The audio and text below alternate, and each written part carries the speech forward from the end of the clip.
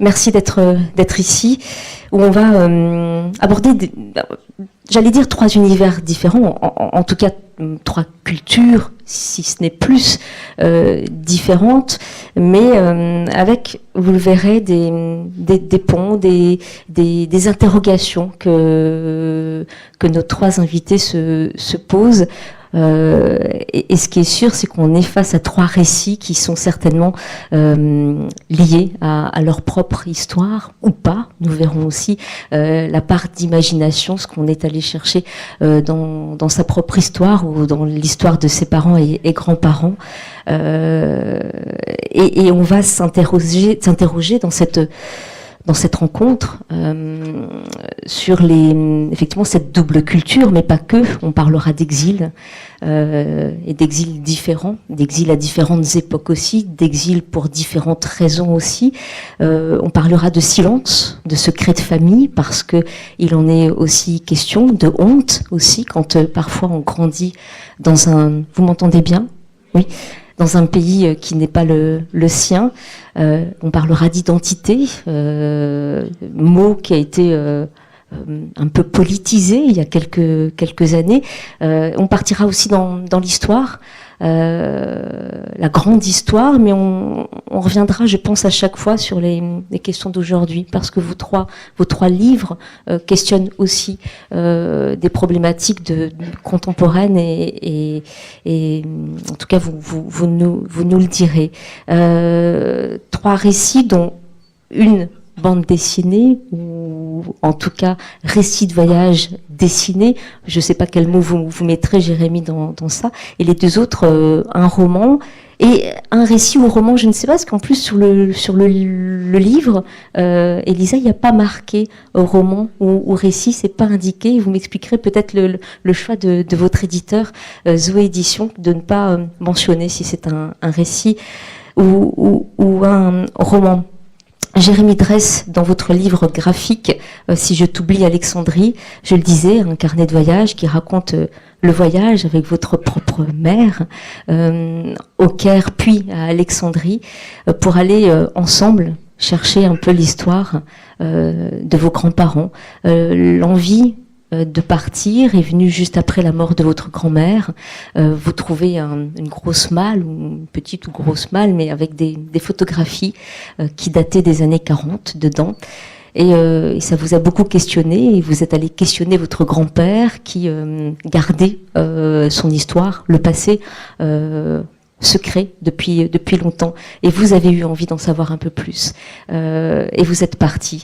Et je trouve ça très touchant de partir avec votre mère, puisque voilà 2 générations qui vont se retrouver sur la même quête, sous forme d'enquête, et vous allez vous prendre à votre propre jeu, j'ai envie de dire, parce que vous partez à la recherche de l'histoire de vos grands-parents, mais c'est au final l'histoire de tous les Juifs d'Alexandrie que vous allez rechercher aussi. Vous allez rencontrer beaucoup de monde, vous allez même rencontrer des historiens, parce que vous allez vous rendre compte que l'histoire de vos grands-parents, des Juifs d'Alexandrie, on l'expliquera un peu plus tard, est encore beaucoup d'actualité quand on interroge cette histoire-là.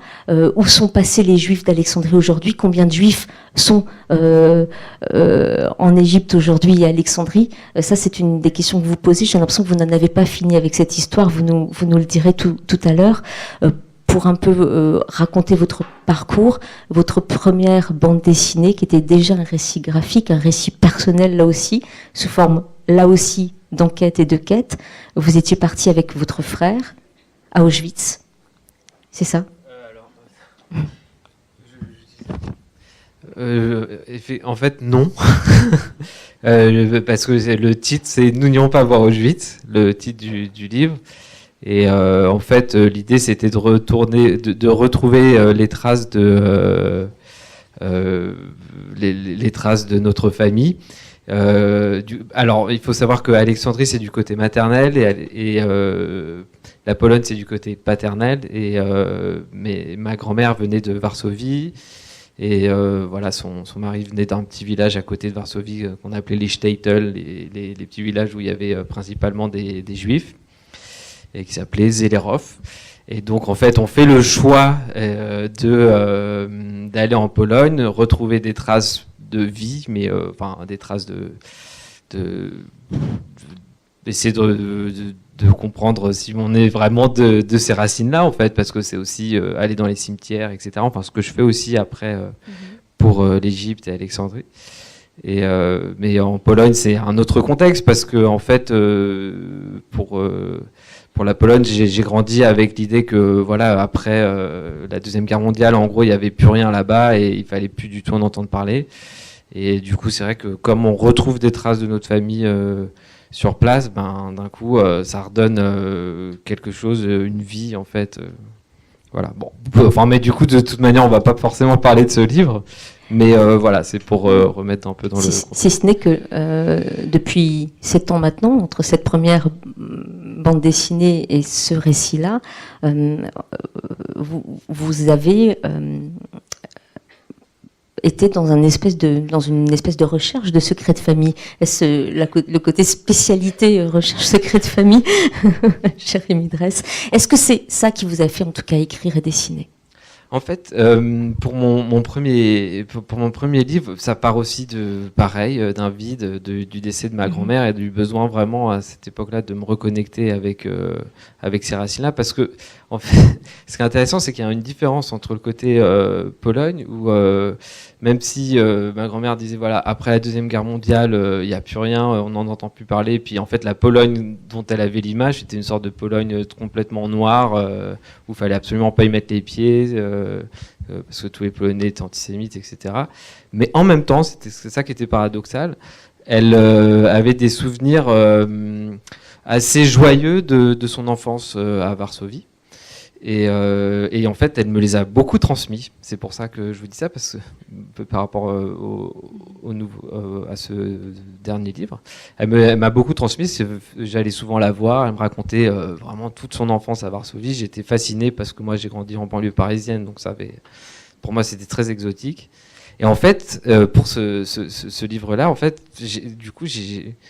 j'ai été très surpris que d'un côté, ma grand-mère paternelle me transmette tout ça, et de l'autre côté, c'était tout le temps, voilà, c'est des vieilleries, pourquoi tu t'intéresses à ces sujets ? En fait, il coupait très très vite court à tout démarrage de conversation. Et moi, je comprenais pas ça, parce que pour moi, voilà, la transmission, c'est quelque chose d'important. Je pense que c'est aussi pour ça que je fais des livres, parce que j'ai aussi envie de transmettre un peu de mon histoire à mes enfants, petits-enfants, enfin, je sais pas. Et en fait, voilà, c'est pour ça que c'est vrai que le premier livre est intéressant d'être évoqué, parce que en fait, ça a été d'autres questions qui ont amené le deuxième, enfin, ce livre-là. Notamment en fait cette absence totale de transmission. Qu'est-ce qui peut bien pousser le grand-père à refouler son passé, écrivez-vous ? Cette question est permanente. Et effectivement, et en fait, j'en ai pas vraiment enfin, j'ai pas de réponse exacte, mais on va dire que je me donne quelques explications. Donc, en fait, j'en ai deux. Déjà, mes grands-parents, donc maternels, ils venaient d'Alexandrie, mais d'un milieu assez défavorisé. Ils sont nés apatrides. Et voilà, je pense qu'il y a peut-être quelque chose qui est un peu de l'ordre de la honte de venir justement de ces classes aussi défavorisées. Et de l'autre côté aussi, il s'est avéré, comme beaucoup de juifs d'Égypte, ils sont devenus très communistes à partir de leurs 17-18 ans. Et voilà, après, quand ils sont venus en France, ils continuaient à l'être jusque, on va dire, les années 70, la mort de Staline, etc. Et pour moi, je me dis aussi que ça va un peu avec l'idéologie communiste, cette idée de l'homme nouveau qui fait table rase des traditions juives du passé, comme un peu des vieilles casseroles. Et du coup, voilà, moi, c'est un peu comme ça que je vois ça, mais c'est des explications, on va dire, personnelles. On avancera tout à l'heure aussi sur ça. Donc effectivement, des grands-parents nés en 1925, c'est ça, à Alexandrie, expulsés en 48, lors de la création d'Israël. Le grand-père fera 1 an et demi de prison avant de partir en Israël, parce qu'il est communiste, effectivement. Il sera en prison avec d'autres.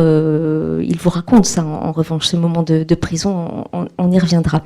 Vous avez dit 2 mots qui m'intéresseront lors de cette rencontre, c'est la notion d'apatride et le mot honte aussi. Et apatride, ça me fait penser à vous, Elisa Chua du Sapin. Votre 2e roman, Les billes du Pachinko, aux éditions Zoé, nous embarque à Kyoto. C'est une jeune fille suisse, jeune étudiante, qui vient, comme tous les étés d'ailleurs, passer un peu de temps avec ses grands-parents, qui sont des Coréens, qui ont fui la Corée lors de la séparation entre la Corée, quand c'est devenu la Corée du Nord et la Corée du Sud, et qui sont venus vivre à Kyoto. Et elle vient, sa mère à elle ne vient plus depuis quelques années. Là, il y a un petit secret aussi de famille. En tout cas, il y a une maison tante, il y a quelque chose. Mais la petite fille continue à venir. Et dans votre roman, on va finalement se confronter à 2 malaises. Le mal-être de la petite fille qui porte le poids aussi de cet exil des grands-parents, et d'autant plus qu'il y a un rapport aux langues compliqué, parce que voilà des Coréens qui vivent à Kyoto, qui n'ont gardé de la Corée puisqu'ils ne sont pas apatrides, mais se considèrent sans pays, puisque le pays où ils sont nés, c'était la Corée avant qu'elle soit séparée. Ce qui leur fait être en exil d'un pays qui n'existe plus. Ça, je trouve ça très intéressant, on en parlera. Les voilà dans un Japon où ils parlent le japonais, mais il leur reste le coréen comme langue. Elle correspond avec eux en japonais. Et elle en est très mal à l'aise, finalement, parce qu'elle aimerait bien connaître un peu plus la Corée, elle aimerait bien communiquer avec eux en coréen. Elle en veut presque aussi par moments, ça on en parlera aussi. Et voilà, ces 2 malaises, les grands-parents qui ne sont pas bien dans ce pays, qui n'ont pas réussi à intégrer d'une certaine manière, en manque d'un passé inexistant, et un problème de communication très clair entre cette petite fille et ses grands-parents. Vous avez écrit votre premier roman, Elisa. Il était consacré à la Corée du Nord, le premier roman. Il se passait là-bas. Et c'était déjà un rapport entre le français et c'était déjà une double culture. Est-ce que vous aussi, même question finalement qu'à Jérémy dresse, est-ce que c'est une histoire familiale? Est-ce que c'est quelque chose que vous creusez avec ces 2 livres? Est-ce que c'est ça qui vous fait écrire? Merci. Bonsoir. Alors tout d'abord, merci pour cette présentation, et je voulais juste m'excuser par avance si jamais je redis certaines choses que j'ai pu dire dans la rencontre que j'ai eue juste avant, parce que c'était sur un autre thème, mais peut-être que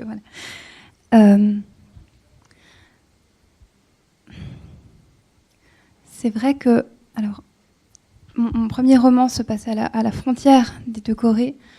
Ce deuxième se passe peut-être à la frontière entre les langues avant tout. Et si je dis ça, c'est parce que je crois que pour moi, c'est vraiment la question de la langue qui est la plus fondamentale dans mon rapport à l'écriture et au monde, en fin de compte, puisque je crois que j'ai commencé à écrire pour ce que je ne peux pas dire en coréen, qui est ma 2e langue maternelle. Parce que techniquement, j'en suis pas capable. Je la comprends, je comprends très bien le coréen, mais je le parle beaucoup moins bien. Et je peux encore moins bien l'écrire. Mais c'est avant tout aussi par rapport à la notion d'appartenance, je crois. Comme j'ai grandi principalement entre la France et la Suisse et que je connais la Corée que par des voyages récurrents. Et le sentiment de m'y sentir toujours étrangère, tout comme je me sens aussi étrangère en Europe. Et donc, je crois que la notion de... chercher en fait quel est le point de friction entre plusieurs cultures, entre plusieurs langues, à partir d'où finalement on se comprend ou on ne se comprend plus, et que signifie la compréhension quand au niveau linguistique on peut partager une langue, mais qu'en fin de compte elle nous rend quand même étrangères l'un envers l'autre et au sein même d'une famille. Et je crois que c'est pour avoir grandi aux confins de ces questions-là, enfin entre toutes ces cultures et toutes ces langues qui me fait peut-être chercher à travers l'écriture peut-être des contours à une identité qui n'est pas très claire. Et tout comme le mot identité même est assez galvaudé en fait et peut regrouper beaucoup de choses. Et on reviendra sur l'histoire qui finalement cette année, ce moment, cet été-là, ou Claire, puisque c'est le nom de votre narratrice, c'est un été particulier, puisque je rebondis à cette notion de malaise et d'appartenance et de sentiment d'étrangeté. Elle est là pour organiser le voyage et le retour des grands-parents en Corée, pour qu'ils retournent dans leur pays. Et ce qui sera très touchant, je ne veux pas non plus trop dévoiler, mais c'est que finalement ce n'est pas eux qui partiront. Et qu'eux feront peut-être le geste d'une transmission, peut-être en lui disant mais... nous, on va rester et on reviendra sur cette notion de transmission. Ce qui est important aussi, c'est que dans ce livre-là, alors qu'elle organise le voyage de ses grands-parents, elle donne quelques cours de français à une jeune japonaise dont la mère rêve qu'elle parte faire des études en France. Et il y a aussi une espèce de fantasme comme ça aussi, de fantasme d'un pays dans l'autre sens finalement, et peut-être un fantasme aussi de la langue française. On y reviendra. La transmission, l'héritage familial, la double culture, c'est aussi ça que vous racontez dans votre roman. C'est Makiliskaya, la narratrice s'appelle Fatma, mais elle décidera très jeune de gommer ce prénom qui lui rappelle trop justement ses origines, sa famille, son histoire, la culture qu'elle rejette, qu'elle exècre. Elle a même des mots très durs vis-à-vis de la façon de vivre de sa famille, des Turcs vivant dans l'est de la France. Elle prendra un autre prénom, Victoria, un rapport à Jules Verne, c'est ça. Et elle partira. Elle quittera sa famille. Donc voilà un double exil dans votre livre, l'exil de cette famille turque arrivée dans les années 70 en France pour travailler, et puis cet autre exil finalement, cette fille qui rejette tout ça et qui partira à New York pour trouver une liberté, parce que ce qu'elle fuit aussi, c'est ce manque de liberté qu'elle a dans cette famille. Elle fuit aussi un mariage à venir, puisque dans sa famille on organise un peu le mariage de cette jeune fille. Elle reviendra, le livre démarre à son retour, elle revient 20 ans plus tard alors que son père est malade, et elle retombera dans cette famille où sa sœur, elle a endossé le bon rôle de la bonne fille qui se mariera avec un homme turc pas très gentil. Elle aura des enfants.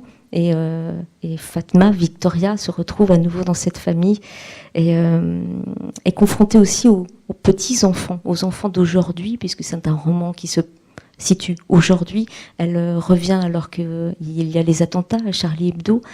Et voilà que tout s'enchaîne et que tout s'entrechoque, et que voilà 3 générations, la mère, le père malade, la mère qui est atteinte d'Alzheimer, tiens, la mémoire s'en va, la deuxième génération, les filles et les petits-enfants qui peut-être sont en train pour certains de se radicaliser d'une certaine manière. Voilà votre roman où il est question là aussi d'héritage qu'on rejette pour le coup, de transmission et de langue. Parce que là aussi, la langue est essentielle. Alors une langue, la langue du père, qui parle très mal français, la langue de Fatma, devenue Victoria, qui parle très bien français, voire presque trop bien français, qui en a fait une exigence, elle en est même insupportable par moments. Et puis la langue de la petite fille, je ne sais plus son prénom, Damla, qui est une jeune fille qui rejette complètement ça, qui parle verlan, voilà. Et puis il y a la langue turque. Et puis il y a une autre langue, dont je ne sais plus là le nom, vous allez me le dire, mais une langue un peu oubliée, un peu morte, qui vient de l'est de la Turquie, qui est importante aussi. Et la langue est aussi, et c'est ça qui m'a intéressée dans votre livre, raconte aussi l'histoire des exils, et l'histoire des migrations, parce que tout est là, parce que les langues migrent aussi, parce que les langues, on devrait peut-être plus s'intéresser aux langues, elles nous parleraient peut-être encore plus des hommes. Est-ce que c'est un peu ça que vous vouliez aussi nous dire dans votre livre ? Oui, alors la langue, d'abord bonsoir. Et je voudrais dire bonsoir en turc parce que je sais qu'il y a des turcophones dans la salle, donc il y a Akşamlar. Et comme il y a aussi, je sais, des arabophones, Masal Khair. Donc pour répondre à votre question, c'est vrai que la langue, dans la langue de personne, c'est le personnage principal. Une langue, déjà, ce n'est pas rien. C'est un territoire, un lieu qui cristallise un petit peu toutes les luttes des hommes, des luttes qui peuvent être identitaires, idéologiques, politiques, culturelles. Donc imposer sa langue, c'est imposer sa domination. Et la langue de personne, ça fait référence un petit peu aux langues qui sont menacées d'engloutissement, d'anéantissement, un petit peu une langue qui serait avalée dans la bouche d'une autre langue. Et cette langue-là, à l'origine dans le livre, c'est le zaza. C'est déjà rien que le nom. Le zaza, c'est pas quelque chose qu'on entend souvent. Le zaza, c'est une langue qui appartient à la famille des langues iraniennes et qui était parlée dans l'est de la Turquie, en territoire kurde et arménien, et qui a été amené à disparaître suite à la politique de turquification après l'instauration de la République. Donc c'est une langue qui a été perdue et qui, en ce moment, vit une espèce de renouveau grâce à des chansons, grâce aussi aux gens de la diaspora en Europe qui s'intéressent à cette langue et qui souhaitent la faire revivre.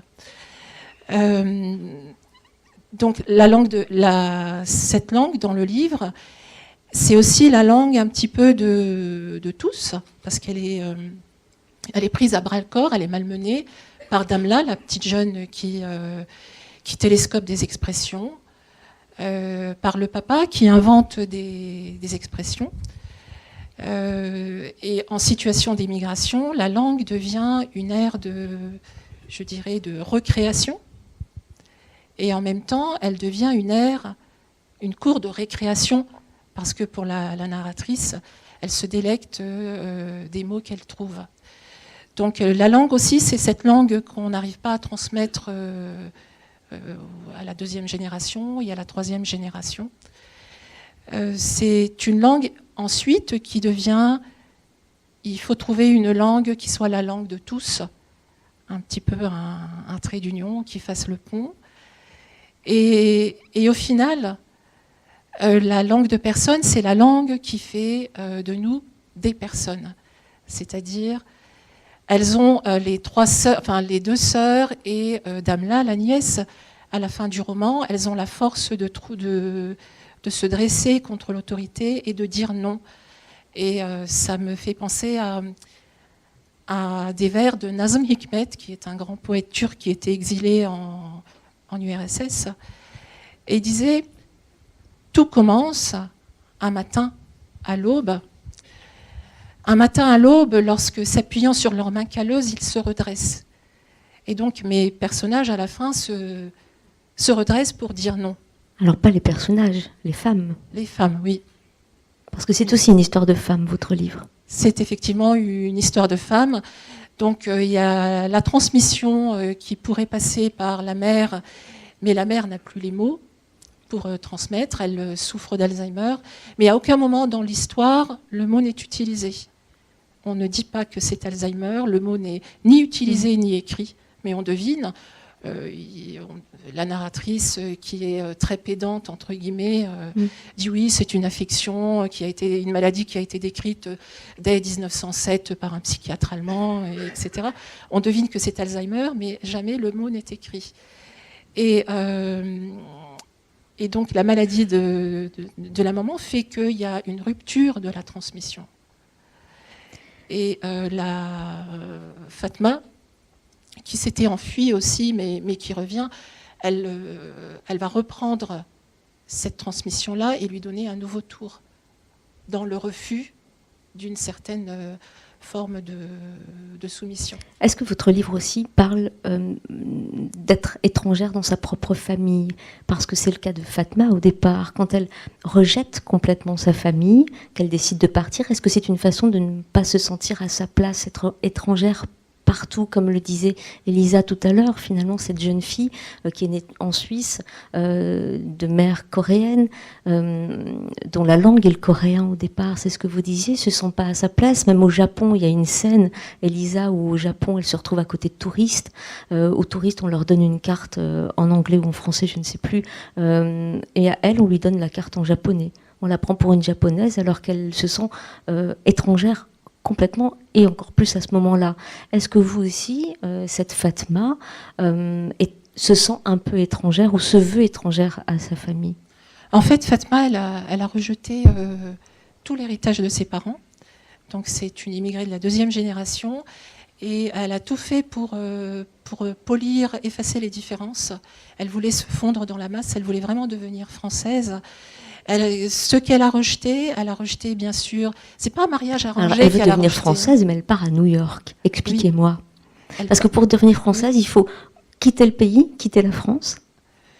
Elle est partie loin, elle a voulu mettre beaucoup de distance. Et puis aussi, je l'ai fait partir, c'est en Californie qu'elle est partie en fait, et puis à New York aussi après. Je l'ai fait partir là-bas parce qu'au tout début du roman, quand elle décrit son père, elle le décrit.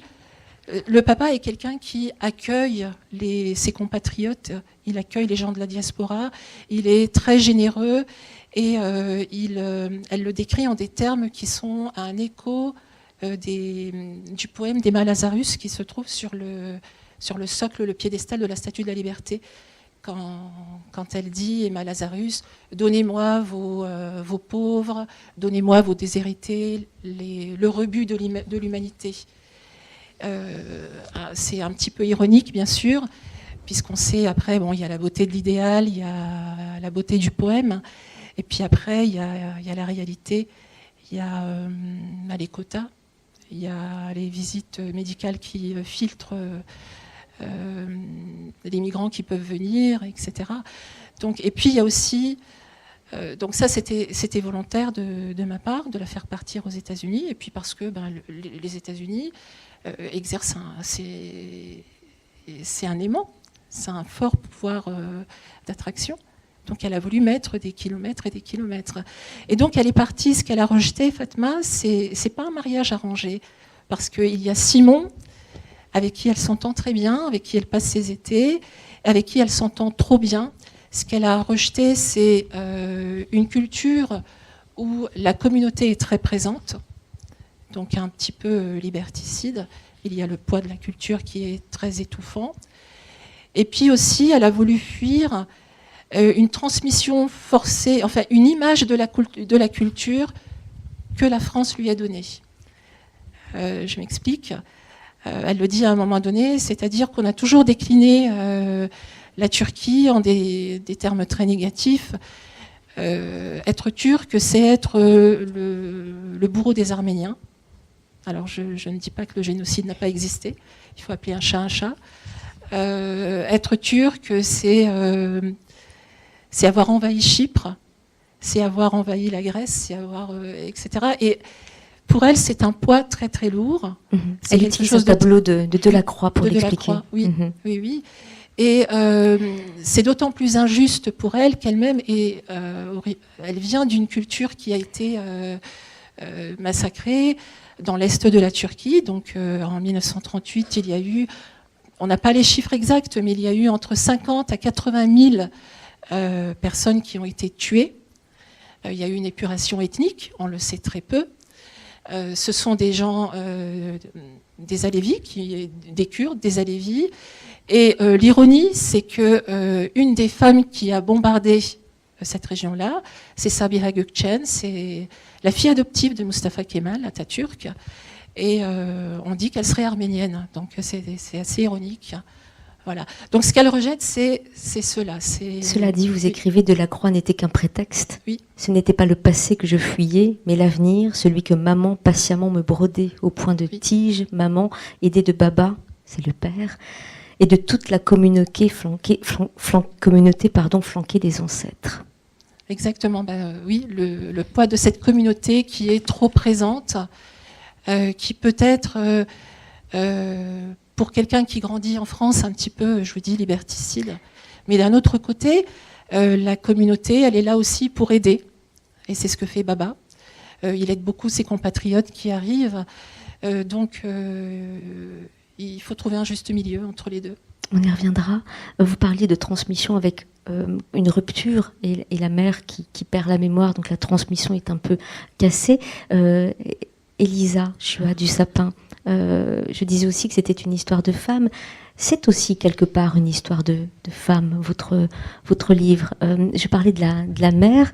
J'ai l'impression aussi que là, on saute une génération. Il y a une rupture aussi dans la transmission, puisque la mère est la grande absente dans votre livre, si ce n'est quand même quelques Skype, quelques messages par ordinateur, quelques musiques aussi qu'elle envoie du père, mais tout de même, il y a quand même une espèce de génération un peu absente dans votre histoire. Alors, oui, en même temps, cette place de la mère, du coup, je l'ai substituée par le personnage de la mère, de l'enfant dont s'occupe Claire pour lui enseigner le français. Et enfin, je crois que ce choix-là, c'était pas vraiment délibéré au départ. C'est un choix par facilité, dans le sens où au départ, j'avais beaucoup plus de personnages, en fait, toute une généalogie autour de ma narratrice. Mais je me rendais compte que j'écris vraiment très lentement et tout d'un coup, j'ai paniqué, je crois, face au nombre de personnages en me disant que j'arrivais pas à leur donner corps et surtout qu'ils étaient peut-être pas nécessaires par rapport à ce qui était vraiment important pour moi de raconter dans ce texte. Et donc j'ai choisi de reléguer les parents de la narratrice en Suisse, vraiment en tapis de fond, pour pouvoir me concentrer sur ce qui se passe au Japon. Et puis en même temps, c'est vrai que j'avais envie, là encore c'était moins une envie qu'un besoin, parce que quand j'écris, j'intellectualise très peu, c'est vraiment beaucoup plus une démarche émotionnelle. Et après coup, comme je dois parler de mon travail, j'essaye de comprendre ce qui s'est passé, mais disons que je me rends compte que sont apparues 4 figures féminines de 4 générations différentes, et que c'est vrai que chacune d'entre elles semble pas très à l'aise, ni dans son corps, ni dans son statut social, et à tel point que d'ailleurs chacune semble même avoir une place qui est radicalement différente, comme l'enfant par exemple, qui semble peut-être plus mature que Claire, qui va avoir la trentaine, ou la grand-mère qui est clairement enfantine, qui perd un peu la tête, et la mère japonaise intellectuelle dont le mari a disparu, qui a aussi une place très difficile dans une société japonaise où les femmes sont encore sous le joug d'une société très patriarcale, où on leur enjoint vraiment d'être mère et uniquement mère à partir du moment où elles le deviennent. Donc, oui, voilà. Alors, cette petite fille, elle est essentielle, effectivement. Et vous disiez, elle est peut-être plus mature que Claire, qui a à peine 30 ans, mais quand même déjà 30 ans. Est-ce qu'elle lui permet de trouver quelques réponses à ses mal-être, à son mal-être, à son malaise? La petite fille n'a qu'une envie, c'est de rencontrer les grands-parents. Elle a envie d'aller au pachinko. On expliquera ce que c'est que le pachinko. On peut peut-être l'expliquer tout de suite, d'ailleurs. Le pachinko, c'est un peu comme les casinos en fait en France, sauf que au Japon on ne peut pas jouer de l'argent. Vous me dites si donc on gagne des jetons ou c'est ça. Et puis qu'après on échange les jetons avec des objets. Voilà. Et les objets seront eux-mêmes après vendus ou échangés contre de l'argent. Et les pachinko ont été en fait créés par les Coréens arrivés au Japon. C'est bien ça, oui, Elisa. C'est ça, oui. Oui. Et le grand-père passe ses journées au pachinko. Et la petite fille a très envie d'aller au pachinko, elle a très envie de rencontrer la grand-mère. Ce qu'elle n'a pas envie du tout, Claire, elle n'a pas envie de se faire rencontrer ces deux mondes. Oui, je crois que le personnage d'un enfant est apparu à partir du moment où je me suis rendu compte à quel point le thème du jeu devenait omniprésent dans mon roman, parce que, alors bien sûr, il est tendu du début jusqu'à la fin par l'image du pachinko, qui est par excellence un jeu d'adulte, un jeu d'argent qui peut être vraiment perverti par beaucoup des dépendances. Ça appartient à la mafia, il y a beaucoup d'histoires sordides autour de tout ça. Mais il y a aussi, Tokyo, Disneyland, il y a les Walt Disney, le Monopoly, le Tetris, plein de jeux comme ça qui sont peut-être plus enfantins.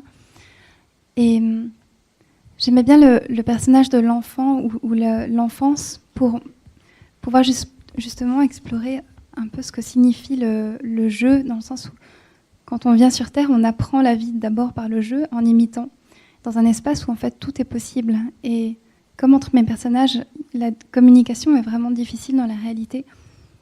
Beaucoup de choses essayent de se passer par le jeu, justement dans un espace où finalement les mots ne sont plus si importants que ça, parce qu'on passe par d'autres règles. Et en même temps, c'est vrai que l'enfance peut symboliser une forme d'innocence vis-à-vis de tous ces jeux ou de toutes ces attitudes. Mais là, c'est une enfant en fait, qui est très sérieuse, qui porte aussi le poids d'une société japonaise dure pour les enfants, enfin, qui demande beaucoup d'excellence à tous les niveaux et qui semble même un peu étrangère à la notion du jeu d'ailleurs, alors que finalement tout baigne dans le jeu, donc dans la représentation. Oui, voilà, c'était un peu une manière pour moi de pouvoir imager sans expliciter peut-être tout ce questionnement. Voilà. On parlera des espaces aussi, parce que les lieux sont importants chez vous aussi. Alors bien évidemment, c'est aussi des espaces japonais, enfin, la façon de vivre aussi est très particulière, mais les chambres sont aussi très, très importantes pour votre histoire. Et puis ce qu'on mange aussi, on passe un peu de temps à table avec des choix très précis de plats. Et on reviendra là-dessus, mais je veux rester sur la notion de transmission et la notion de mère. Jérémie Dresse, vous partez carrément avec votre mère. Donc là, pour le coup, il n'y a pas de rupture dans la transmission, si ce n'est que j'ai le sentiment que votre mère se retrouve dans la même position que vous. J'ai l'impression qu'à un moment donné, vous êtes presque comme frère et sœur, entre guillemets. Il y a peut-être plus la notion de mère et fils. Je me trompe peut-être dans ma lecture. C'est possible. C'est pareil. C'est vrai que ça a été... je l'ai fait de façon très instinctive. Donc peut-être que effectivement, c'est la lecture qu'on peut en avoir... Mais ouais, en fait, ce qui est intéressant, et là, je vais refaire aussi un petit parallèle avec mon premier livre, où en fait, pourquoi je pars avec mon frère, c'est parce que mon père, lui, est complètement resté dans cette Pologne dont lui avait parlé sa mère, donc ma grand-mère, et il voulait pas du tout en entendre parler. Et il reproduisait exactement les mots que ma grand-mère pouvait avoir sur ces gens-là et ce pays-là. Alors que du coup, pour l'Égypte, ça a été vraiment différent pour ma mère, parce que je pense qu'on a tous les deux, et d'ailleurs toute la famille, c'est-à-dire les enfants de mes grands-parents et les petits-enfants, on a tous finalement souffert du silence et de l'absence des histoires d'avant la France, justement. Et du coup, pour elle, il y avait le même besoin que pour moi, d'aller voir sur place, parce que en fait on pouvait rien obtenir en France avec mes grands-parents. Donc c'est vrai que peut-être qu'à ce niveau-là on joue tous les deux dans la même dans la même catégorie et oui, c'est vrai. Après, bien sûr, dans le voyage, on est un petit peu différent dans le sens où moi, je voyage avec ma casquette, entre guillemets, de reporter, d'auteur, et j'ai envie d'essayer de récolter le maximum de matière possible, alors que elle vit les choses de façon beaucoup plus tranquille, entre guillemets, même si elle les vit aussi avec beaucoup de passion à certains moments. Alors, mis à part le côté comique, parce qu'il y a un côté un peu comique finalement le rapport mère et fils, où la mère part avec une grosse valise, donc ça donne aussi à ce récit quelque chose d'assez comique. Et puis il y a aussi le rapport au pays. Et votre mère a une relation au pays. J'ai le sentiment qu'il y a de la part du fils une vraie quête, on recherche, on part vraiment comme le reporter. Avec un objectif, et la mère, elle a un peu le nez au vent, elle a aussi envie de profiter du pays, et ça, je trouve que ça apporte quelque chose d'important aussi, parce que c'est aussi profiter du pays tel qu'il est aujourd'hui, et ça apporte beaucoup dans l'histoire aussi. Effectivement, pour elle, c'est aussi important de voir à quel point Et ce voyage va lui permettre ou pas de se connecter avec ce passé, donc il y a quand même un enjeu. Mais c'est vrai que voilà, elle me suit. C'est vrai que c'est moi qui a organisé tout et qui a planifié tout le voyage. Donc elle est là, elle me suit beaucoup plus sereinement. Et il y a aussi quelque chose dans ce voyage qui est que, et je trouve que c'est aussi assez amusant rétrospectivement. Moi, je suis beaucoup plus tendu en fait parce que voilà, ce voyage, je l'ai fait en 2016. Et donc c'est l'Égypte du général Sissi, qui est beaucoup plus verrouillée, sécurisée qu'elle avait pu l'être lors de la place Tahrir. Même frères musulmans, ils n'arrivaient pas à sécuriser à ce point-là. Et Sissi, c'est vraiment quelque chose. Enfin, ça fait que s'amplifier au fur et à mesure. Moi, je sais que je pars sans visa journaliste et ça me fait vraiment peur justement. Parce que je vais entreprendre un certain nombre d'entretiens avec des gens qui ont pu avoir des expériences similaires à celles de mes grands-parents. Et donc je suis assez tendu tout au long du voyage. On me demande souvent mon passeport, quel hôtel. Il y a des lieux qui ne me sont pas autorisés d'accès. On m'interdit de prendre des photos sur plein de choses, etc. Et à la fin, je finis complètement paranoïaque en me disant je vais pas pouvoir rentrer chez moi, quoi. Alors que ma mère, pour le coup, vit le voyage beaucoup plus sereinement, ce qui est un peu étrange. Mais Est-ce qu'à un moment donné, vous avez le sentiment, vous aussi, que c'est un peu votre histoire qui se joue là aussi? Est-ce que ce sentiment d'appartenance, de place, la question de la place, vous la posez ou pas du tout? Parce que vous l'abordez pas tant que ça dans la bande dessinée, vous parlez vraiment de l'enquête, de la quête, vous parlez de votre grand-père, vous vous mettez en scène, et en plus il y a de très belles images du Caire et d'Alexandrie, c'est aussi, je trouve, un reportage sur un pays tel qu'il est aujourd'hui, mais à aucun moment, à moins que je l'ai raté, il y a cette question-là, personnelle, d'appartenance, parce que c'est aussi un peu quelque chose que vous portez, c'est votre histoire, cette notion de double culture et cette notion d'histoire-là, ce secret du grand-père que vous allez chercher. Qu'en est-il pour vous? Oui, c'est vrai que c'est difficile de répondre à ces questions-là parce qu'à un moment donné, pour moi, ça devient presque trop abstrait cette idée de se reconnecter à ses racines.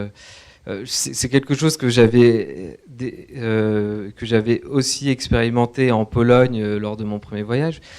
Pour moi, il y a la chose qui se joue et qui est vraiment très forte, pour ces voyages et dans mon expérience, c'est à un moment donné de retrouver des traces visuelles de ce que j'ai pu entendre, des traces visuelles qui vont me dire voilà, tu viens de là et en fait effectivement tu es de là. Et ça, je l'avais pu le vivre en Pologne où j'avais retrouvé les tombes des parents de ma grand-mère. C'est beaucoup plus difficile pour Alexandrie parce que dans les cimetières juifs d'Alexandrie, on est très mal accueillis. Et du coup, je loupe un petit peu le coche.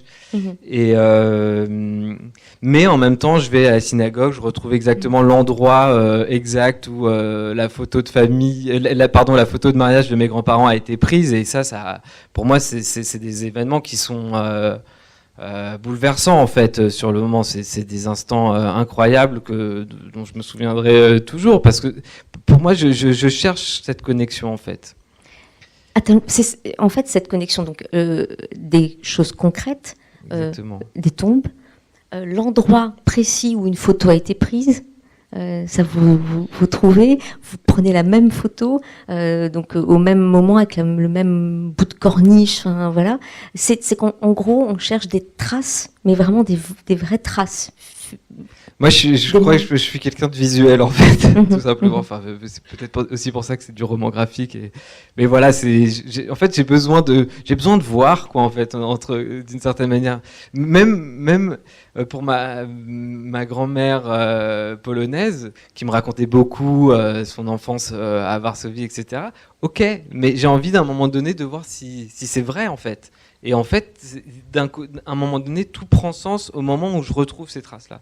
Mais tant que je les ai pas trouvées, c'est comme si peut-être pas. En fait. Et voilà, c'est vrai qu'il y a un besoin, Des traces il y a un besoin de concret. Des traces ou des preuves?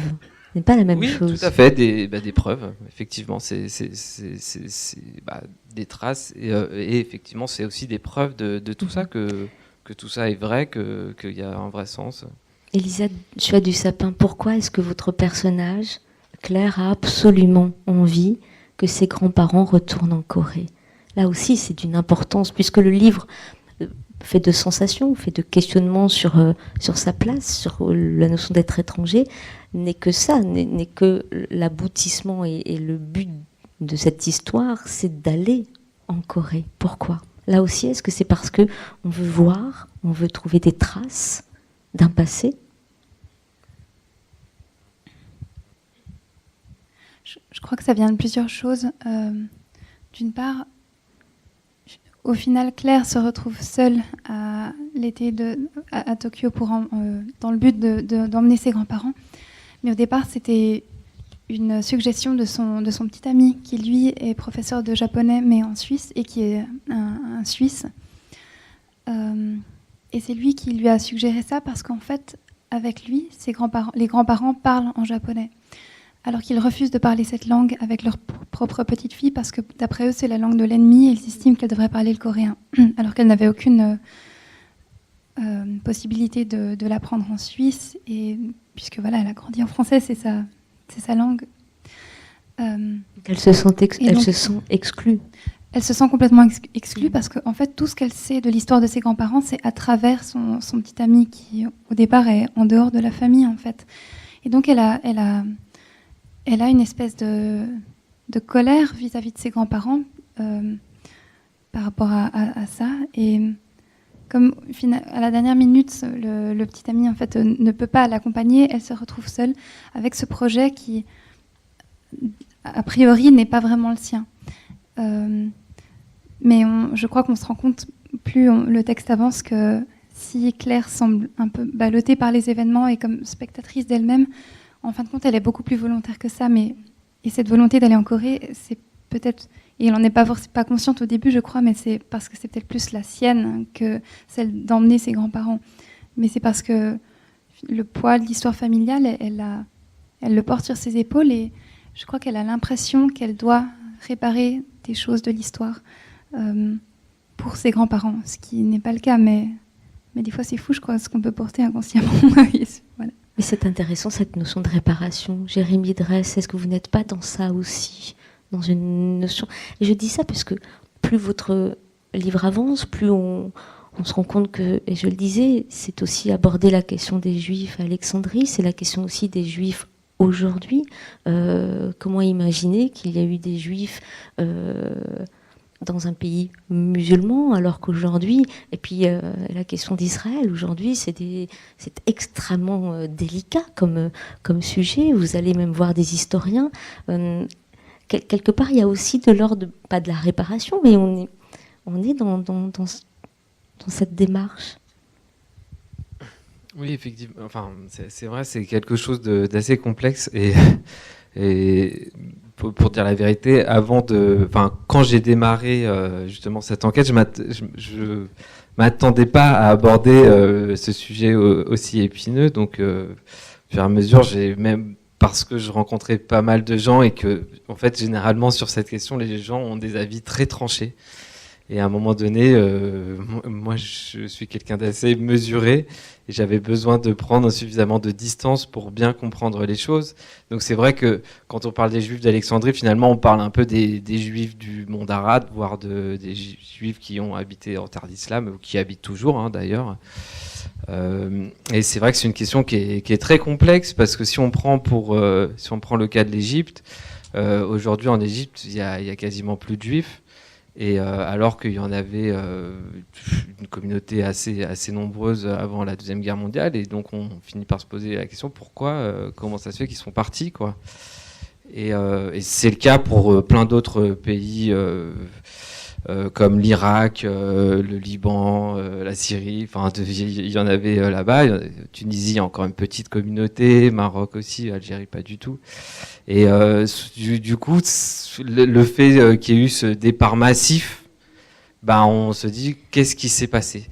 Et du coup, en gros, il y a deux thèses qui s'opposent, qui sont très justement exagérées, parce que tout le monde a des avis exagérés là-dessus. C'est d'un côté, on va dire que les juifs et les musulmans vivaient en très bonne entente, très bonne intelligence, et à un moment donné, il y a eu la création d'Israël et ça a créé des tensions. Pardon. Ça a créé des tensions et à partir de là, voilà, départ vers Israël, vers la France, vers les États-Unis, où vous voulez. Et après, vous avez l'autre thèse qui va être que, en fait, les Juifs ont toujours vécu un véritable calvaire en terre d'islam. Et dès qu'ils ont eu la possibilité, parce qu'Israël a été créé, parce qu'ils ont pu immigrer vers les anciennes puissances coloniales, la France, Royaume-Uni, etc., ils sont partis, quoi. Et du coup, vous avez un peu ces deux grosses visions très, très éloignées l'une de l'autre.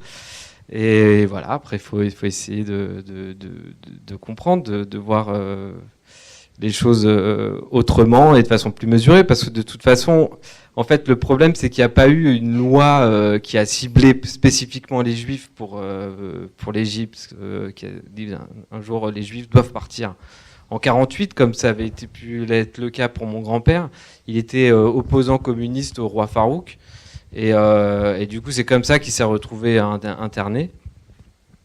En 56, en fait, il s'avère que la communauté juive, il y avait beaucoup d'apatrides, des gens qui vivaient depuis des générations en Égypte, mais qui étaient apatrides.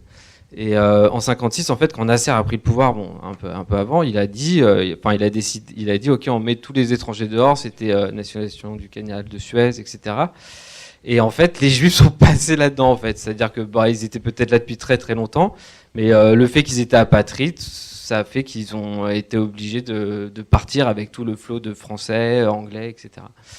Voilà. Et puis après, par contre, 67, ça a été un cas un peu différent, qui est plus lié à la guerre avec Israël, où là, il y a eu une législation qui a plus ciblé les Juifs, mais pour le coup, il y en avait déjà vraiment plus beaucoup, parce qu'on considère que 56, c'est vraiment la grande vague de départ. Voilà, enfin, le sujet est un peu vaste et complexe. Je ne sais pas si, voilà, j'ai répondu à peu près à ce que... Mais après, voilà, pardon, on aborde les choses de façon en 1h15. Voilà, vos trois histoires sont complexes, bien évidemment. J'aimerais qu'on parle de la honte.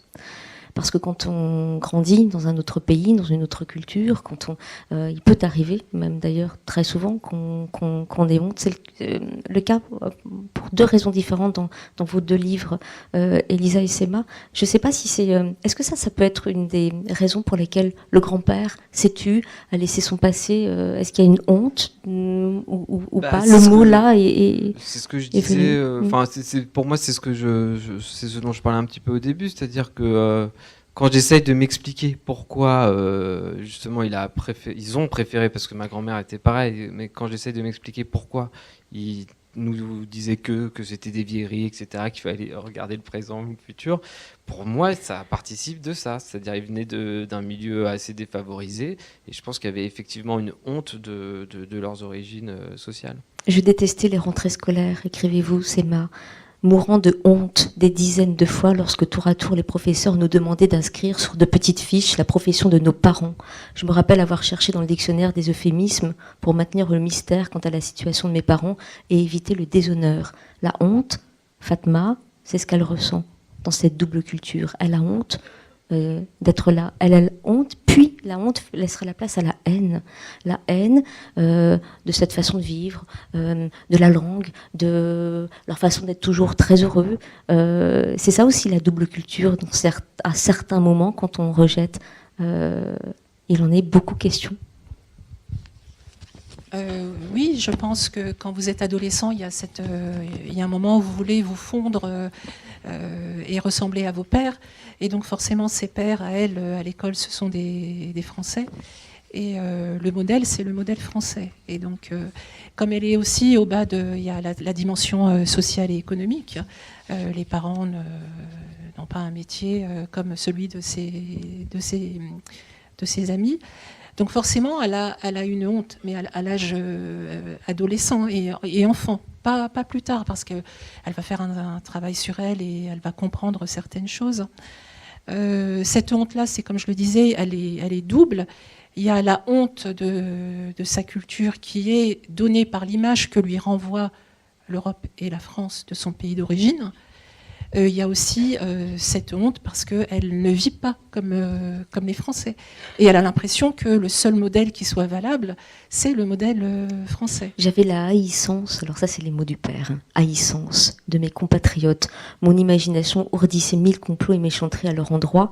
Je les haïssais collectivement et aussi un à un. Je haïssais leurs moustaches, leurs cheveux bruns, leur teint mat, leur gueule, etc., etc. Des mots très durs qu'elle dit et qu'elle pense à ce moment-là. Oui, je pense qu'il y a un rejet de la culture, comme je le disais, mais à l'âge, quand vous êtes adolescent, pour les raisons que j'ai évoquées tout à l'heure, il y a ce rejet-là. Donc, dans la deuxième génération, parce qu'on veut ressembler aux autres, et par contre, quand on arrive, et c'est ce que j'ai remarqué, dans la troisième génération, c'est différent. Alors qu'est-ce qui se passe aujourd'hui? Parce qu'effectivement, c'est pas anodin, ce livre démarre, c'est Charlie Hebdo, les attentats, elle revient à ce moment-là, ça bouillonne dans la maison, on en parle. Qu'est-ce qui se passe dans cette troisième génération?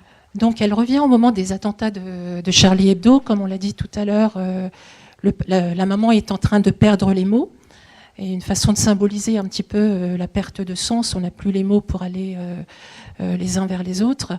Le papa, lui, est en train de mourir d'un cancer, qui symbolise le cancer qui ronge la société alentour.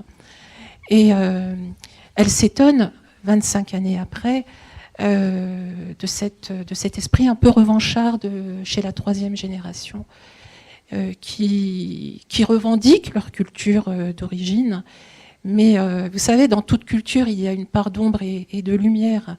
Et elle se rend compte que, au lieu de revendiquer la part de lumière, ils revendiquent la part d'ombre. Enfin, ils se réfugient dans la part d'ombre de leur culture d'origine.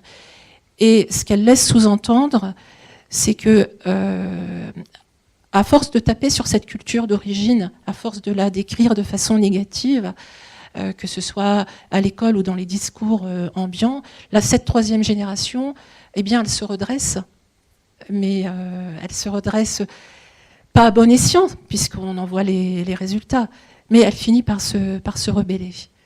Donc c'est un petit peu une explication qu'elle avance. Alors il y en a 10 000, des explications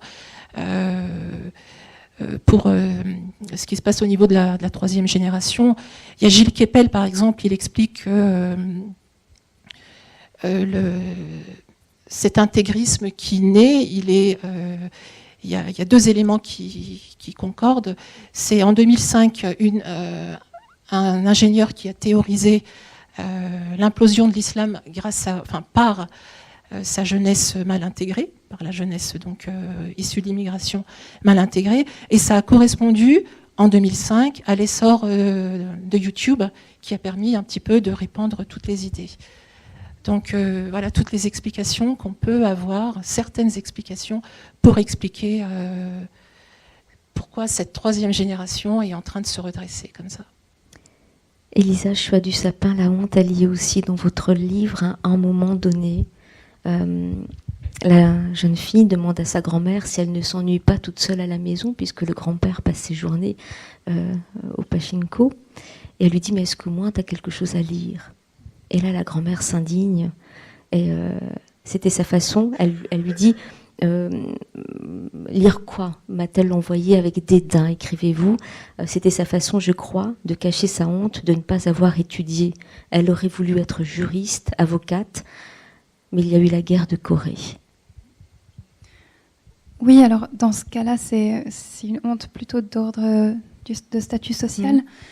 Mais liée à l'exil aussi. Liée à l'exil. Et c'est vrai que je voulais rebondir par rapport à ce que Sema vient de dire, parce que ça me touche profondément, parce que je crois que j'ai vécu aussi tellement ça, cette honte, cette peur à la sortie de l'école que mes camarades de classe, quand on a 5-6 ans, voient ma mère et pensent qu'elle est chinoise, ou je sais pas. Enfin, vraiment ce rejet à un âge où on a tellement besoin de se sentir intégré. Et nous, on arrivait de Paris, mais dans un coin très rural de la Suisse, où en fait vraiment tout le monde se connaissait. Et il a fallu quasiment 10 ans, je crois, avant que... En plus, mon père est acupuncteur, donc c'était le chaman du coin. Enfin, mais je me rappelle que pour moi, c'était principalement lié aussi à la langue, parce qu'à cette époque-là, je parlais mieux coréen que français. Mais à tel point, par exemple, les parties de l'anatomie humaine, pour moi, je sais pas, le nombril, c'était Bekobi. Je savais même pas ce que c'était qu'un nombril. Et je me rappelle qu'en cours, quand je disais ça, toute contente, parce que je savais le mot, en fait, on me punissait en me disant qu'il fallait pas que je me moque du professeur et tout ça. Et du coup, j'ai été tellement... Je me suis vraiment... j'ai voulu gommer absolument toutes les traces de la double culture, et jusqu'à pouvoir justement me dire que je maîtriserais vraiment le français comme ma langue bien mieux que le coréen. Et par rapport à la violence des sentiments qu'on peut éprouver entre la honte et ce qui va avec, c'est peut-être à un moment donné aussi, quand je me suis rendu compte, le sentiment de pitié même que j'ai pu avoir par rapport à mes grands-parents, par exemple, qui eux vivent en Suisse depuis très longtemps. Quand je les voyais se dépêtrer en suisse allemand parce qu'ils n'arrivaient pas bien à s'exprimer, et parce que je me disais que moi j'avais réussi à m'intégrer mieux qu'eux, en fait. Je sais pas, et il y avait vraiment un mélange comme ça entre la colère de voir les Suisses qui les rejetaient, et en même temps mes grands-parents que je voyais comme faibles par rapport, alors qu'en Corée ils sont vraiment, entre guillemets, je les voyais beaucoup plus forts, en fait. Et c'est vrai que en tant que petit enfant, on hérite encore vraiment de différents vécus par rapport à tout ça. C'est mal. Enfin, j'aimerais rebondir sur ce que vous dites. C'est vrai que quand vous voyez vos parents se dépêtrer avec la langue, et vous les voyez tout petits et tout ramassés sur eux-mêmes, et quand vous les voyez dans leur langue d'origine, où ils ont leur stature, etc., où ils sont épanouis, et je pense que c'est le fait que l'enfant assiste à ce double spectacle, le fait qu'il ait cette double image, c'est là que ça commence à poser problème. Quand on est petit ou adolescent, ouais. Donc je souscris complètement. Alors, il y a la honte et puis il y a une espèce de culpabilité. J'entends aussi, vous écrivez, ce n'est pas ma faute, je pense, si je ne raconte rien, si j'oublie le coréen, ce n'est pas ma faute, si je parle français. C'est pour vous que j'ai appris le japonais, dit-elle à ses grands-parents. Donc, la question de la faute, de la culpabilité. En quoi l'écriture, peut-être pour vous trois, là, pour le coup, répare ça? Est-ce que l'écriture, en l'occurrence, est une sorte de réparation? Je commence. Ok. Pour moi, c'est absolument clair que ça vient que j'ai commencé à écrire pour prouver à mes grands-parents que ce n'était pas parce que j'oubliais le coréen que j'oubliais ou négligeais cette part de moi-même, cette culture-là, je veux dire. Et je me rappelle vraiment que j'ai commencé à écrire des petits récits de voyage complètement autobiographiques liés à mes premiers voyages en Corée.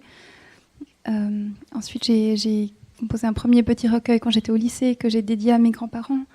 Ce recueil est ensuite devenu mon premier roman, dans lequel j'ai essayé de me prouver que j'étais capable de créer un personnage qui serait né en Corée du Sud, donc a vraiment cette culture-là à 100% en lui. Comme avec ce premier roman, j'avais l'impression d'avoir juste effleuré et d'avoir, en tout cas pas du tout abouti à mon projet. J'ai continué à écrire, et c'est devenu ce deuxième roman qui parle encore plus de l'échec, justement, de cette tentative de vraiment de se comprendre vraiment, tout simplement. Voilà, ce sont des fictions, mais complètement imprégnées de ce fond autobiographique. Voilà. Pourquoi la nourriture est si importante, et ce depuis le début, dès le premier roman? La nourriture, la cuisine, les choix des aliments. ont leur place dans les deux livres. Est-ce que ça et puis c'est la culture d'ailleurs aussi, hein, ça en fait partie. C'est venu très naturellement, je crois, parce que jusqu'à ce que j'ai 13 ans, donc je suis allée pour la première fois en Corée à l'âge de 13 ans. Et jusqu'à ce moment-là, le seul rapport que j'avais avec ce pays, c'est la langue que je parle à la maison et la nourriture qu'on mangeait, enfin que ma mère me cuisinait. Donc j'avais un rapport très sensoriel à ce pays. Et il y a aussi le fait qu'en Corée, la nourriture est vraiment omniprésente dans tous les rapports sociaux, à n'importe quelle heure de la journée, dans toutes les chaînes de télévision, à la radio, on en parle tout le temps. Et d'ailleurs, c'est amusant parce que tous les lecteurs francophones me posent la question, enfin pratiquement toujours, de cette omniprésence de la nourriture.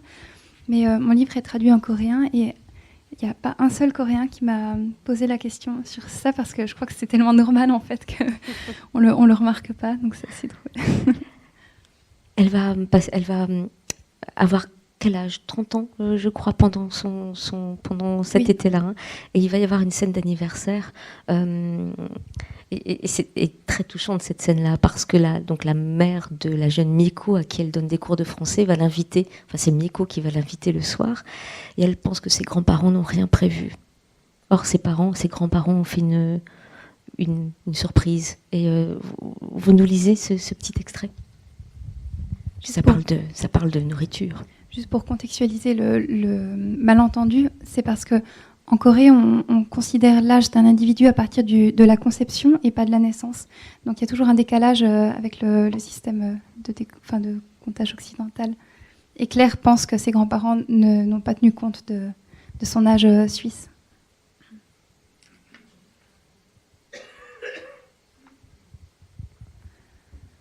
La pièce est parsemée de Playmobil. Il lève les bras en ovation, le regard dirigé vers la table basse, où sont disposés nos 3 bols et un plat de nouilles glacées, la figurine de Bambi au milieu. Assis en tailleur sur les coussinets, mes grands-parents. Mon grand-père porte un petit chapeau pointu en carton. « On t'a fait des nouilles pour ta longévité », annonce ma grand-mère. Des nouilles longues, selon la tradition coréenne lors des anniversaires. Je t'ai acheté de la bière et c'est ton grand-père qui a fait bouillir l'eau des nouilles. Mon grand-père, par un coup de coude, lui fait savoir qu'il ne fallait pas le dire. Vous auriez dû me prévenir, je murmure, statufiée. Il me regarde sans comprendre. Je me mets à balbutier que je ne peux pas rester, je dois y aller, je vais être en retard. Et plus je parle, plus je voudrais me taire. Mais tu étais loin toute la journée, dit ma grand-mère. Tu viens de rentrer. J'essaie d'expliquer, Mieko, l'invitation. Je l'aurais repoussé si seulement il m'avait prévenu. Elle me coupe. Moi non plus, je n'ai rien dit. Je ne leur dis jamais rien. Elle a même acheté un gâteau au chocolat. Et pour appuyer son propos, elle va chercher dans la cuisine une tourte glacée ornée du chiffre 30 en pâte à sucre. Ce n'est pas ma faute, je pense, si je ne raconte rien, si j'oublie le coréen. Ce n'est pas ma faute si je parle français. C'est pour vous que j'ai appris le japonais.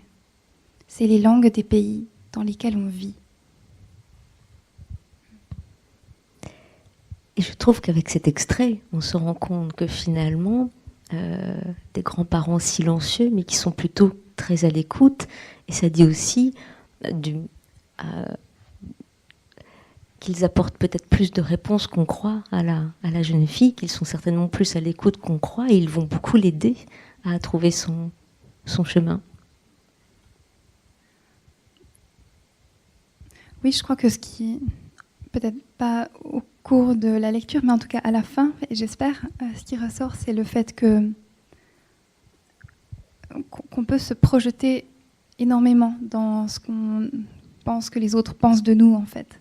En l'occurrence, cette Claire croit qu'elle doit effectivement réparer quelque chose du destin de ses grands-parents, alors qu'en fin de compte, bien sûr, c'est pas la vie dont ils ont rêvé, mais avec ce qui leur a été donné de vivre, ils ont pu créer un cadre pour leur descendance qui les rend finalement heureux, parce qu'ils sont heureux pour leur fille, la mère de Claire, et pour Claire.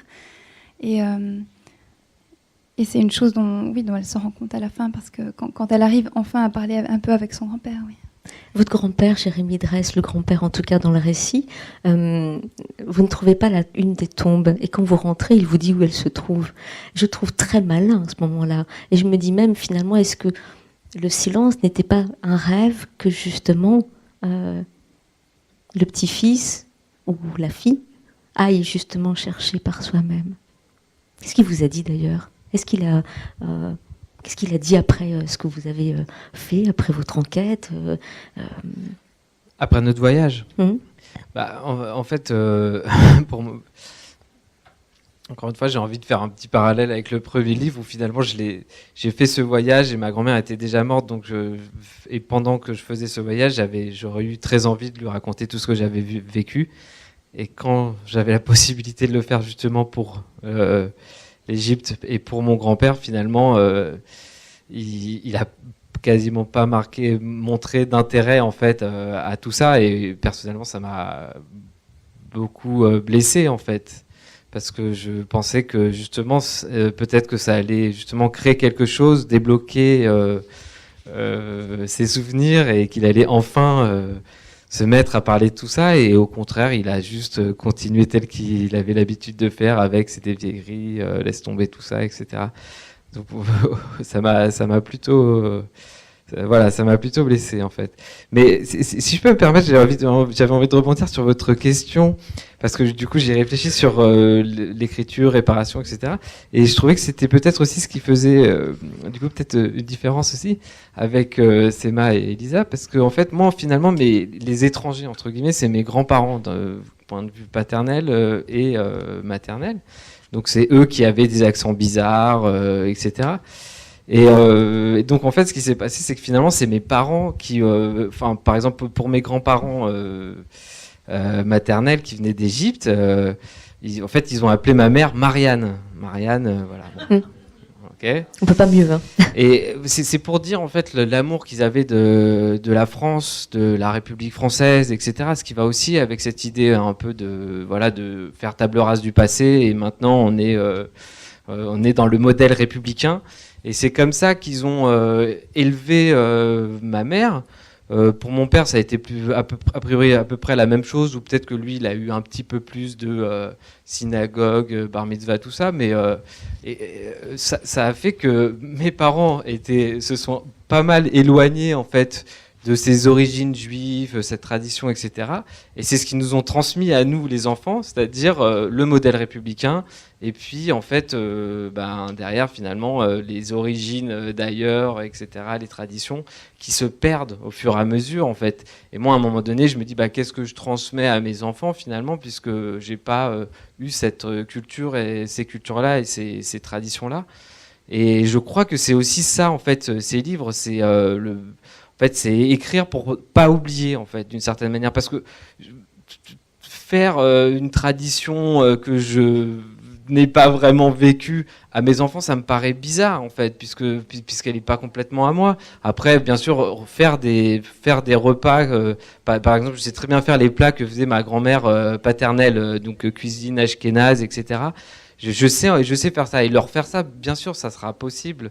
Mais après, en fait, finalement, tout ce qui est transmission, etc., c'est les livres que je vois comme des choses à raconter ensuite à ce qui va se passer, parce que j'ai l'impression que finalement, les choses s'oublient au fur et à mesure des générations. Et les transmissions, c'est aussi quand on met ses pas dans d'autres d'autres créateurs, d'autres écrivains. Toby Nathan, il en est question, d'autres cinéastes, Youssef Chahine aussi, puisque vous rencontrez un documentariste qui a travaillé avec lui. C'est aussi ça, c'est aussi aller se documenter, aller voir ce que d'autres ont dit sur les mêmes histoires. Et c'est ça aussi, c'est transmettre en tant que créateur et à partir de mots des autres. Il y a un poème au début de votre livre. Ouais. On en dit 2 mots Et est-ce que ça vous dit de le lire? Je n'en ai pas parlé avant, parce que voilà, on va finir d'ailleurs sur une lecture de Sema. Est-ce que ça vous dit de le lire ou pas? Mais est-ce que vous savez de qui est ce poème, du coup? Parce non. Que... Oui ou non? Marianne Guigny, c'est le nom du père. Voilà, en fait, c'est ma mère. Marianne Guigny, c'est votre maman. C'est ma mère, en fait, qui a fait le poème. Et bon, je me suis dit que j'allais pas écrire ma mère en signature. Donc, j'ai laissé son prénom et nom. Donc, je vais essayer de réciter le poème de ma mère. J'espère qu'elle n'est pas là pour m'en vouloir, donc ça va aller. Labyrinthe. Je porte en moi des labyrinthes où s'évaporent comme des gouttes les mots de langue oubliés. Les fils d'Ariane y sont mêlés. Je porte en moi des labyrinthes où des destins se sont perdus. Au mi-temps des croisées du hasard, les fils d'Ariane y sont noués. Il y flotte des parfums de cannelle et d'embrun. On y entend la mer au fond d'une baie très plate, ouverte sur le monde. Des arbres sans racines s'inclinent dans le vent. Leurs cimes attentives murmurent les secrets des destins d'autrefois. Les routes y sont tracées de lumières mourantes, étincelles de mémoire vacillant dans la brume, les fils d'Ariane se sont tissés. La destinée est ouvrière, qui a brodé dans ses fuseaux les fils d'Ariane du passé. En une mantille de dentelle, une bougie d'espérance éclaire mon chemin, et j'y vois l'horizon semé de petits trous. Elle est bien votre mère, je pense. Sema, on va finir avec ce qu'on a dit dès le départ, c'est que finalement c'est aussi une question de langue. Vous disiez, Elisa, que la langue était importante et c'était ce que vous questionnez. Et je disais au départ que la langue porte beaucoup plus de choses et qu'on devrait plus l'écouter. Donc je voudrais qu'on écoute cet extrait sur la langue.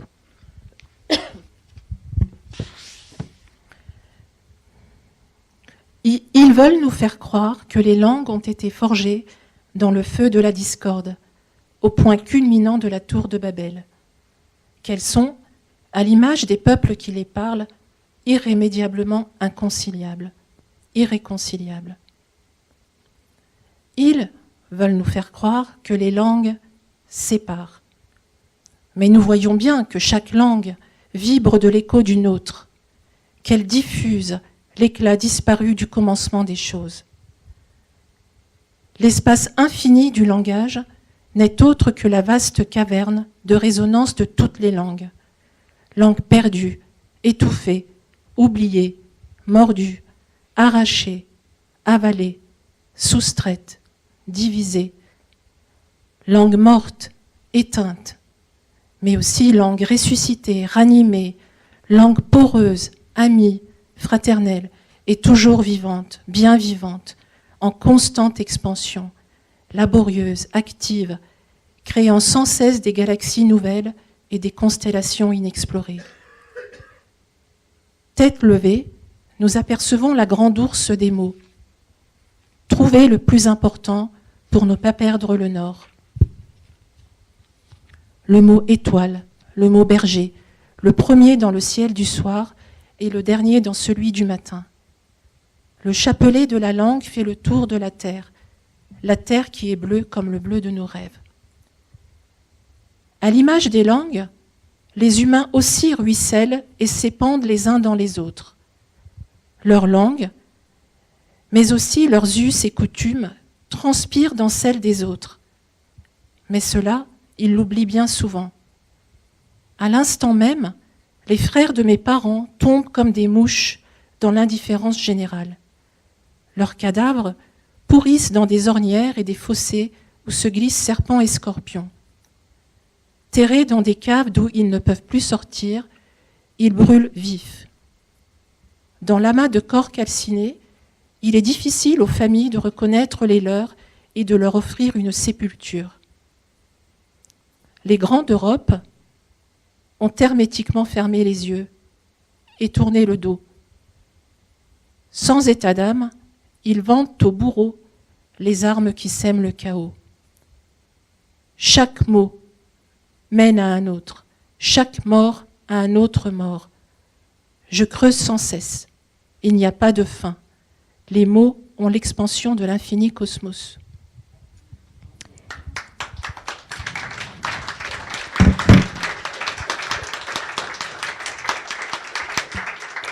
On aurait pu dire beaucoup d'autres choses. En tout cas, merci à tous les trois de nous faire aussi toucher cette culture qui est aussi une partie de la vôtre. J'ai oublié de dire pas mal de choses, notamment la musique est importante. Il y a même la bande-son à la fin de la bande dessinée de Jérémie Dresse. La musique est importante chez Elisa aussi, puisque le père de Claire est musicien et qu'il y a un envoi de musique aussi. Donc c'est aussi très sonore. Je voudrais finir avec vos mots à vous, Jérémie Dresse. Ma grand-mère, qui n'avait pas prévu que son album photo deviendrait la clé de mon enquête, de notre enquête, elle doit sourire là-haut, de nous observer, chasser les vieux fantômes du passé et les secrets de famille. Voilà ce que vous écrivez. Merci beaucoup. Je ne sais pas si le chapiteau est encore ouvert ou pas. Oui, il est encore ouvert pour les signatures, les dédicaces. Bon ben voilà, vous trouvez les 3 auteurs au chapiteau. Merci. Avant que vous partiez, je voulais vous informer aussi